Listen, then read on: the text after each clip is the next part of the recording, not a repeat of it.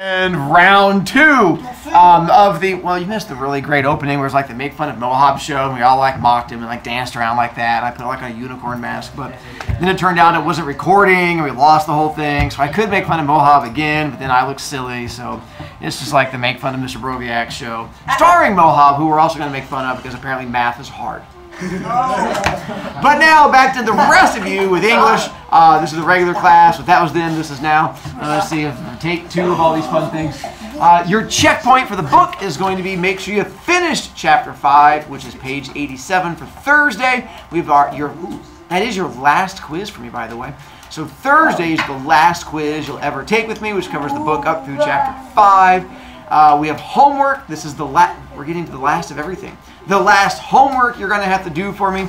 With this last homework, there is a change on if you choose to do option 4, and option 4 is where you get to tape in the quiz. You now have to have the tape here in class with you and your name written on the roll of tape. And then if you do turn it in late, you can only choose option 1. You can no longer choose any of the other options. Other than that, not a whole lot has changed. Then, with NWEA that you guys are taking tomorrow with English, if you beat your score that you had in January, I will give you B points or candy. It depends. If you beat your score by between 1 and 5 points, you'll get candy or B points. 6 to 10, it's 2 pieces of candy or B points, so forth. What kind of candy? Starburst or something. I'll dig in my cabinet and see what kind of candy I have and offer it up to you there.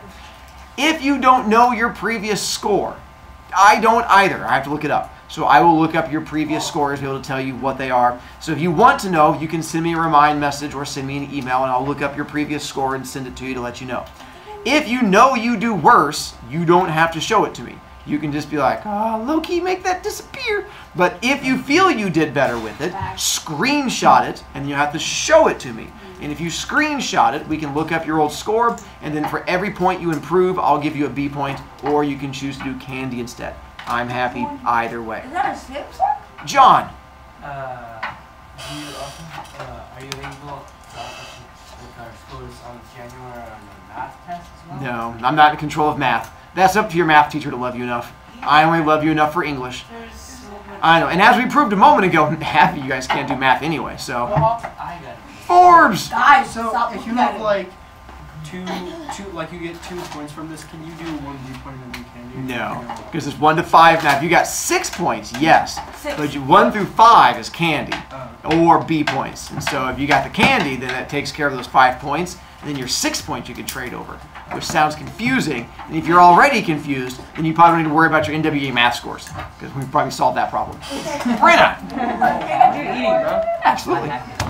Then next up, once again, I will double check if you had an issue with the ebook thing. I will go on there to make sure the ebook thing is working.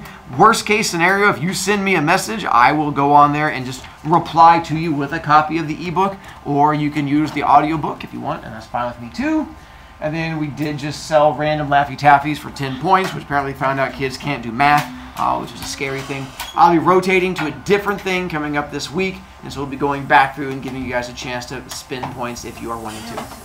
And then, where we left off with you guys was in the story of Mike, I think. Let's find out. We're on page 33. We did talk about the sign language when the curly shepherd was like, you're number 1. He just used a different finger to say you're number 1. See, it's my pointer finger. People at home were freaking out. We had the hippie, that was Randy, that showed up. And then the hippie house, he was like, hey, you can go hang out there if you want to. And then we did have Brian tell the story about the cops who beat him up because he got drunk and made poor choices.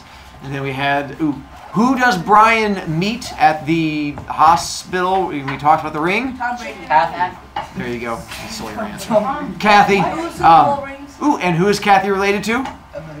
Eminem, and so that's where he thinks she's all cute, and he gets all mumbly. He's like, you're a hottie. And he has all kinds of issues when he does the flirty flirt with her. I think that's it. And then we got up to, oh yeah, now he goes up to see Mike. It was the guy who was up there his mom told him to go see. We find out he's in a charity hospital. And now we get to our fun story about Mike and his issues. All right. Page 33, well, he's in the hospital, so we're going to find out there's some issues there. I mean, you're here. That is true, but I'm not in the hospital. Let's see. Wait. Where we are? 33. You Okay, didn't say thank you that. so Even much. I know that, and I'm slow. And he knows math. Hey, are you Brian? He looked at me out of his good eye. Mark said, sorry, I'm trying to do my mic voice. Mark said to wait for him here. He'll be right back. He went across the street to the drugstore to buy me some comics. I could tell from the way he talked that he came from a neighborhood like mine. I mean, this was likely. It was a charity hospital. Come on in. Pull up a chair. I did. I didn't know what to say to him. By the way, a charity hospital is a hospital that doesn't take money, or it doesn't take much money, so it's a lot cheaper. So it just goes off of like charity and donations and stuff like that. So when you don't have a lot of money, it's the place you still get a chance to go to. And apparently, they're not really around anymore, because I tried to Google them for pictures, and they're like, ha ha ha, no one does charity anymore. And I'm like, oh, never mind. I did. I didn't know what to say to him. So you're Mark's brother. Huh. You don't look much alike. For a minute, I really felt good about Mark's telling this guy that we were brothers. I mean, of course, we didn't look alike. Mark with his gold hair and strange gold eyes and slight tense body, and me, big and husky with dark brown hair and eyes. So I said, no, I guess we don't. I got a brother, older. We don't look much alike either. I looked around for a no smoking sign. Can I smoke in here? Sure, as long as you don't get caught. Would you mind giving me a few puffs? Okay, I said. I lit up a cigarette, put it between his lips. When I took it back, he said, thanks. I haven't had a cigarette in a week. My name's Mike Chambers. Mine's Brian Douglas. Man, you look awful. What happened? I was beginning to be glad I'd come in after all. I mean, it must have been rough being kept in a hospital that gave you the creeps. Nobody to talk to. I got beat up, he said with a wry smile. I couldn't believe it. I thought he'd been in a car wreck or something. What's the other guy look like? It's a long story. You got time for a long story? Sure, I said. I mean, I really do like listening to stuff that's happened to other people. And I guess that's why I like to read. Well, if it seems like I'm never going to shut up, just tell me. You and Mark are the first people I've talked to in a long time. I mean, there ain't much to say to these nurses. I can see that. I mean, what can you say to nurses? Well, I always had this soft spot for chicks. I was always making like Sir Galahad, opening doors for them and complimenting even the homely looking ones. And I beat out a lot of guys better looking than me. And they never could figure out why, but it wasn't just a line with me. I guess I'm a sucker. I've been taken a few times, like loaning money to chicks who come on with a sob story. But I'll always believe the best about a girl until I'm proved wrong, which is my own hang-up. That explains the way I acted that night. The gang and me was hanging around the drugstore. This black chick came in to buy some cigarettes. Me? I just see a nice-looking chick with really beautiful eyes, all black and inky soft. I guess I'm a little funny that way, because they just don't get me all upset. I mean, I can see a black guy and a white chick together. It sure don't bother me. Well, most white guys can't stand to see that. I mean, like the gang. Right, the minute she walks in, they get all tensed up, because black anyone, chick or otherwise, it just don't happen to come around much where I live. I guess she worked downtown, got off late, and just stopped in on her way to the bus stop. I think she told me that later. I don't remember too good now. So she gets her cigarettes, starts for the door, when a couple of the guys block her way. Now, the gang I hang with is a pretty good bunch of guys. A lot of heart, only a couple of wise apples in the group.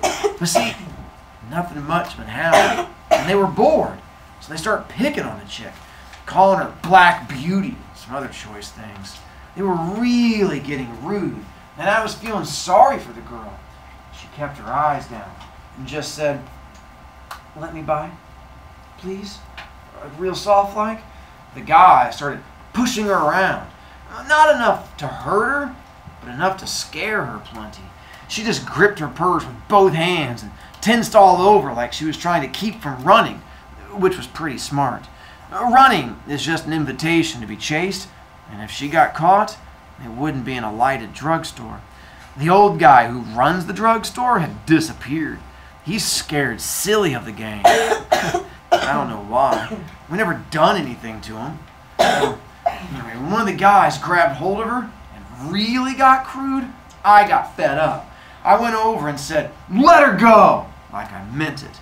And they all looked at me for a while, like they were trying to make up their minds whether or not to jump me. We don't usually go around beating each other up, but I mean, it has happened. They finally decided not to. My big brother, he's got a pretty big reputation as a tough guy in our neighborhood. He's in jail now. That's why he don't come to see me. It was his rep, not mine, that stopped him, because I ain't never been known as a tough guy. So they turned her loose. Went back to reading comics, and I followed the girl outside. She was looking up and down the street, kind of desperate-like, and I knew she'd missed her bus. And I said, "Hey, girl, if you've missed your bus, I can give you a ride home." She just kept her eyes down. Finally, she said something. But brother, I'm not going to repeat it. I saw then and there she thought I had evil intentions. I don't blame her. Heck, if I had to take what she just did, I'd be sore and suspicious too. So I said, "Look, I don't want to pick you up or anything." And she gave me a funny look. So I added quick, "Not that you're not real cute or anything. I mean, you'll have to stay here like another hour to catch the next bus, and I'll be leaving, and I don't know what those other guys might do." She saw the logic in that, because it was getting dark. Not too many cops come around that area. It's kind of a deserted street. You know how cops are. There's a million over on the ribbon, making sure the nice kids don't kill each other or run each other down, while we can cut each other's throats, and they don't care. Quick timeout. This guy, Mike, good guy or bad guy? Why do you say good guy? He saves her. Right. Tries to save her, tries to do some decent thing along those lines. He's giving her a ride home. If he had not given her a ride home, She probably got beat up. something like, I'm guessing, probably would have gotten beat up, or who knows what, something not good would have happened. So keep that in mind. Now, to remind you, Mike, right now, where is he when he's telling us the story? The gas. In the hospital. In the hospital. Because why is he in the hospital? He got beat up. Keep that in mind as our story progresses. But what kind of person he is and what we know is going to happen to him. Finally, she said she'd let me drive her home. Now, I had my old Ford parked in the drugstore parking lot. It was really my brother's car. But he said I could drive it anytime he got busted, which is often. He's a pretty good guy. But if you've got a rep for fighting, somebody's always trying to take you on. The last time that happened, my brother busted a bottle over the guy's head and got charged with assault with a dangerous weapon. I mean, he never used weapons before, but he finally got fed up with the whole routine. It wasn't his first offense, so they sat on him kind of hard. Anyway, we got into my Ford, and I can see the poor kid is still scared. She sits hugging the door on her side like she's going to jump out any second. I got a couple of good looks at her. She was real slender. Looked like she'd sort of sway in the wind, and her hair was down to her shoulders and must have been straightened. She had on a yellow dress and yellow shoes, and she had her straw purse sitting on her lap. She held on to it with one hand and the door handle with the other. She really was cute. That's what a straw purse is. I started talking to her about just everything. Would her old lady chew her out because she was late? My old lady did. Man, they never liked anything you did they? But still, sometimes you couldn't get along without her. Did she go to school? I did. Boy, it was really a heck of a place to spend all day. I wanted to drop out, but the old lady said she'd kill me if I did. And I kept talking because that's what I do with animals when they're hurt and scared. And pretty soon they get over being scared. I've got a hang-up with animals, too. I could tell she was beginning to calm down a little. At least she let go of the door handle. I even got her to smile once. I forget what I've been saying. And then I said, "I'm sorry about what happened to you back there." And suddenly she started to cry. Oh man, that got me so shook. Nothing gets me shook like chicks crying. Mike stopped here and I gave him another drag on my cigarette. "Huh, that's funny," I said. "Chicks crying bore me. Anyway, go on, finish your story." Unfortunately, we're not going to get a chance for him to finish his story. Yeah. I wanted to finish the story with you guys, but we got a little behind. I'll take some of the blame because I messed up at the beginning. I wanted to get to why the thing happens with him. We'll talk about it. You're going to want to finish his story. And then in Chapter 3, we start meeting characters from the Outsiders. More than just Curly Shepherd. We're going to start meeting, some of the other ones start coming in. Chapter 5, we're going to start having a really big thing that happens that you can't leak and spoil to other people. Now you can go put books back over there.